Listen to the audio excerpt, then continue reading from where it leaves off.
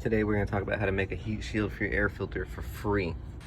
All right, the first step we're going to do is find yourself a nice piece of sheet metal laying around the shop. This is totally for free. Remember, anybody can do this. It's probably in your shop. Just go find it. Come over here to your trusty brake. It's just in the shop. Everybody has one. Just go over here and use it, and you cut it down to size. Now what I did, because I figured I want a 9-inch radius, what I wanted to do, bend it around the tank, but when you bend it around the tank, it kind of plies back. So you go away from your big tank on the big welder and use the small tank on your smaller welder. Remember, this is all free. Just find this stuff in your garage. You can just do it, bend it around there when it bends back out. All right, now that we have it all bent into shape, and come out here and test fill it around the air filter. Fits around pretty good. Remember, this is all free stuff. Had it all just laying around. Go out and get yourself a Milwaukee, apparently we're not sponsored by them, so get yourself a Sharpie. This was free too. I found it in my toolbox. Man, you probably have all this stuff laying around your garage just like I did. So, you mark off all the stuff you want to cut off, this and that. And then we'll go back and we'll cut it on the brake again because that was all free. And here we go. Remember, turn on your free air compressor. Next step is a lot easier. Go over and use all the free cutting tools that you might have laying around your shop. Just use something you already have. You probably already have all these things. Just pick whichever one you think might work the best. I think I'm gonna go with the nibbler. Just laying around the shop, so it's all free. You probably got one too. Just go ahead, use that, pop it around, knock out the stuff you don't need. All right, now that we have it all cut out, we're just gonna go ahead and use this electric grinder we have here. Since we have it just laying around, we can just clean up all the edges with this grinder we got laying around. Makes it all free.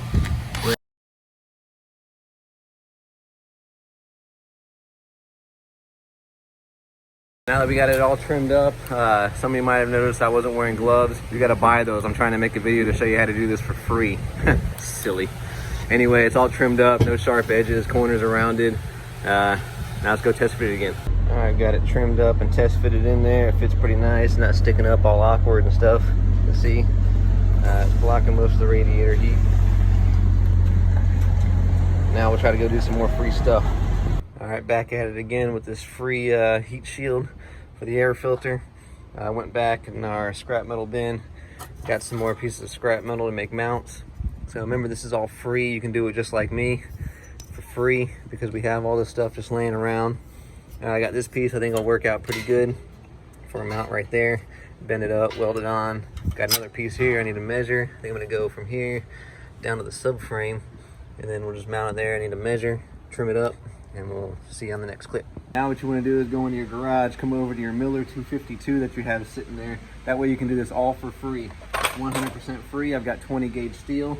It only goes down to 18 to 22, so I'm just going to go right in the middle of both of those numbers and set it, which is 15.8 and 15, so we'll do about 15.4. And then the wire speed, 120/88, and we'll roughly call it 100 in there. We'll get to work. That way it's all for free. Remember, just use your Miller 252, set it, and it's all for free. Now that we got that tab welded on, we're gonna come over here to the brake again. Just go to the brake that you have in the back of your shop over there in your garage. Everybody's got one. That way you can do this for free and you don't have to go do anything, buy any extra tools. Just use this brake you already have and cut out the second piece that I already have marked at 8 inches. I'll go ahead and chop this up. I'll go and test fit it and weld it on as well. All right, I measured up. I need about 5 1/4 until it hits the frame rail. I'm about 5 3/8. That should work. I can always trim it down a little bit, go over, slap it into your Matco vise that you have mounted to your shop bench there in your garage. That way you can keep it all 100% completely free. Won't cost you anything to do this project. I'm gonna bend it, get a good 90-degree bend. That way I can mount it to the subframe. There we go. All right, this piece is all bent up. Cut the sides, I fitted it. It's pretty rusty, so I'm gonna come over here to the bench grinder we all have in our garage to keep this job free, bust a bunch of this rust off. That way I can weld it down. We'll have less to bust off when we go to paint it later. Remember, use all these tools that you have in your garage. Keep this job 100% free. And now that I've got the edges busted down a little bit, went overhead. Over here, got some of my clamps from the clamps and vices we have. They're just laying around the garage. Just keeps it all free, keeps that in place.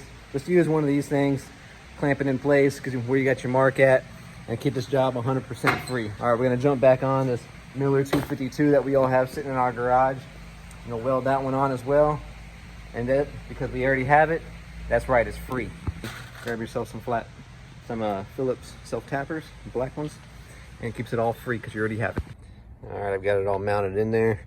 Since I use these self tappers that I had in my bolt bin for free, kept this project 100% free, just like I said. You can do that too. Just find all this stuff in your garage, just like I did. But I think before I paint this, I'm gonna go ahead and really seal it off from the radiator here. And I'm gonna make an air dam to collect all the air from the grill, so that it kind of picks it up and goes into there, and really stop all the air from up in here to just go up into the filter. So I'm gonna keep this as free as well. So we're gonna head back into the scrap bin, where we keep all of our scrap sheet metal, and I'll find a piece in there just like you can do. All right, I came back to the scrap metal bin. I found this nice piece of sheet metal I had sitting back there. You can find some in yours too. You know, we all have it. That keeps this job 100% free. I got it measured out.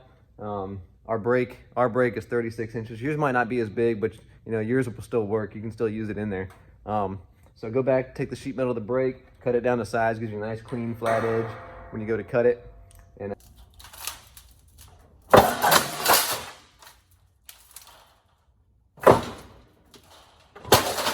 as you can see, I have my sheet metal cut down to size, just how I wanted it. I conveniently have 2 nuts there for the marker lights that are in there that have nuts already.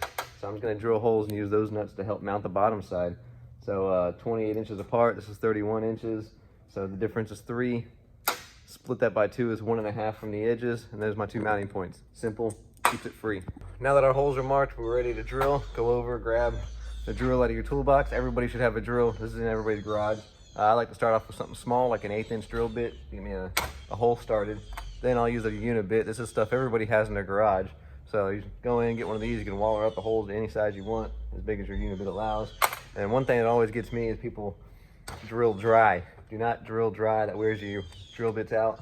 Go over to your garage and get your rapid tap paste. This keeps your drill bits lasting much longer, keeps them sharp, and keeps free lasting a lot longer. This is stuff everybody has in their garage. Keeps this whole thing free. Here's a helpful free tip. When you drill with a unit bit especially, it always leaves that sharp edge on the corner, on the back side where you were drilling. One thing I used to do, you don't do it with a larger drill bit, but you take a unit bit, go on the back side, and just clear that stuff off. You don't have to go all the way through, just enough to beat up that leftover sharp edge. All right, now that I've got it all bent up into shape, all mounted in, fitted and everything, ready to go and get yourself some of this old leftover heat shield stuff from TEI. Good, keep the heat out. I'm sure you got some left over like I do from an old project. Just go ahead and wrap the whole thing. Keeps the heat off of it. So keep it free. Use the stuff you already got, just like me.